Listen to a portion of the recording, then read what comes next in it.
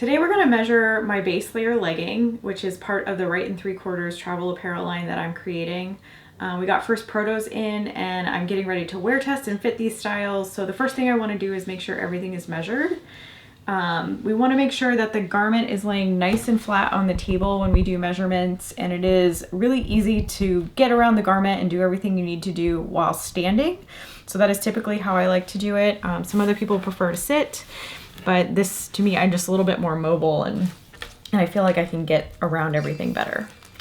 So the first measurement for my legging is just this top circumference waistband. We're measuring straight from fold to fold across here, and then we're going to double our end measurement to get the full circumference. This one is a straight line measurement that we're going to take.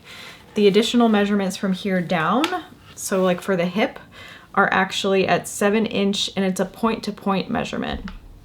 So I am going to use the safety pin that I have here and mark 7 inches down on the tight. And then I'm also going to use a second safety pin here to measure 7 inches down in the center front and just kind of put a pin here so that I know exactly where those points are.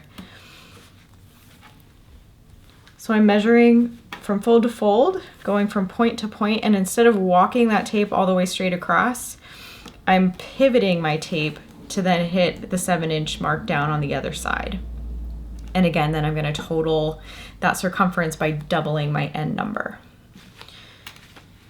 As we move down the garment, we're just going to check out the leg circumferences. So I'm going to move one leg kind of out of the way so that this leg lays nice and flat on the table. My thigh circumference is measured 1 inch down from the crotch point. So that's again going to be fold to fold, and we're going to double it. For my knee circumference, a little trick to finding your knee placement at half of your inseam length is to fold up the garment halfway. So the bottom hem of my leg is actually hitting the crotch point here. And then I'm marking where that fold was. And that's my knee placement.